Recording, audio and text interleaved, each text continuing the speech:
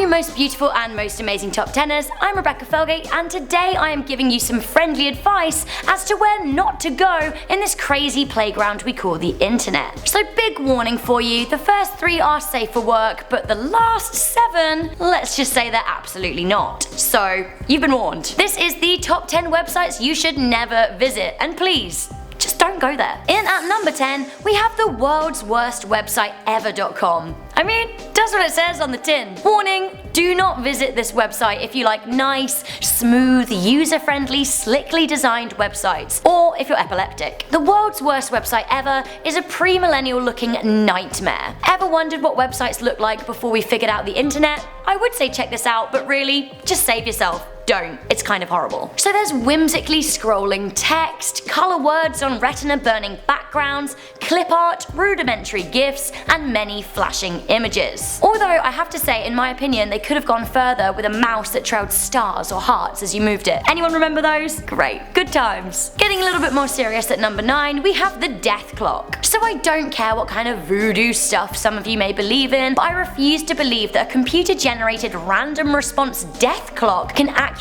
predict the date of my death. You know what? I don't even want to know the date of my death, even if it is accurate. Like, what am I actually gonna do with that information? Nonetheless, the website Death Clock claims to be able to accurately predict the date that you're going to die. Now, whilst I'm sure that the predictions are totally on point, you can choose between various options for your prediction. You can choose optimistic, sadistic, pessimistic. I would recommend not picking sadistic if you do find yourself on this website, as you really shouldn't put that kind of thing on yourself. Just don't visit it.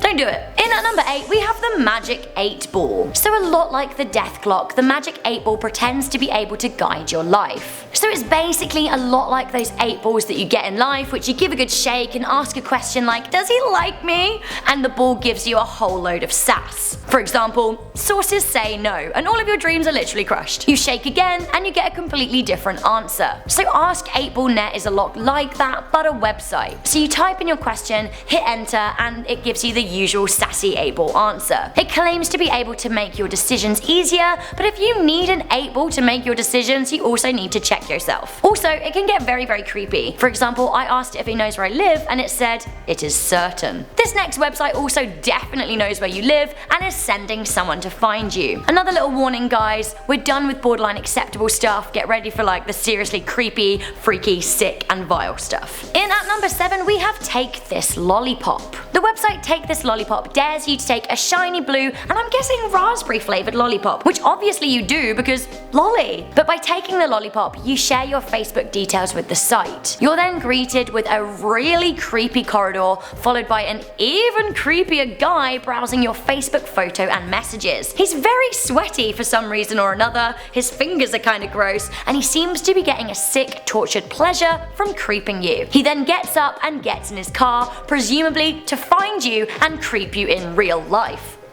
The video then ends with a red lollipop with a razor in it. Now the whole thing is actually a propaganda film by Jason Zarda, who wanted to warn people of the perilous results of sharing too much detail on the internet. I feel you, Jason. Oh, really gross. At number 6, we have Rotten.com. So Rotten.com appeals to those with a morbid sense of curiosity. The site reads, the soft white underbelly of the net, eviscerated for all to see. Rotten.com collects images and information from many sources to present the viewer with a truly unpleasant experience. For example, you can browse pictures of dismemberment, severed hands, knife fights, disembowelment. It all gets pretty gross and categorically is not safe for work / life in general. Why would you want to look at that stuff? Does it get worse? Unfortunately, yes. In at number 5, we have RateMyPoo.com.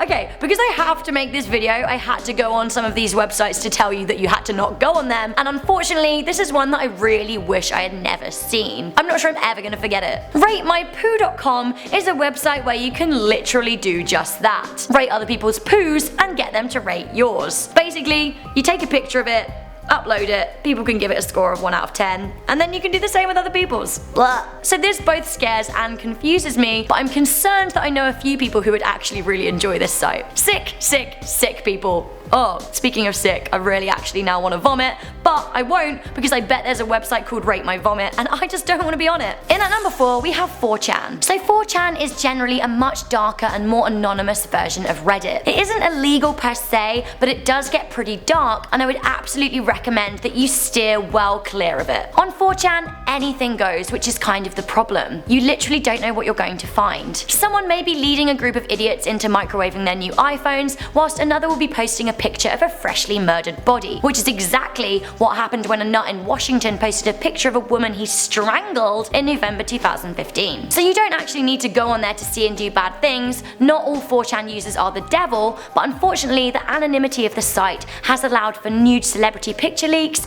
child porn, animal abuse, threats of violence and cyberbullying. I for one would not want to be associated with a site that allows that to happen. In at number 3, we have Silk Road. So to be honest, you'll probably never find yourself here, and if you did, you would have to want to find it a lot. It's actually very, very difficult to come across. Silk Road is a dark web website that allows you to buy and sell drugs, as well as, if the allegations are true, hire hitmen to kill people on your behalf. The initial Silk Road, which labelled itself as an anonymous marketplace, was created by William Albrecht and was run on Tor hidden services so users could browse anonymously. The FBI later seized the site and Silk Road 2.0 was created and then shut down again. So there is still a Silk Road, but our advice would be do not try to find it. Next up, something that you really never want to see. In at number 2, we have bluewaffle.net. Want to see a picture of an infected, gangrenous looking moist lady part? No, I thought not. Probably then don't visit bluewaffle.net. So, what is the vilest of all of the websites that you should never visit? Guess it's kind of hard to pick, but this next one really made me the saddest. In at number 1, I'm sad to say this exists,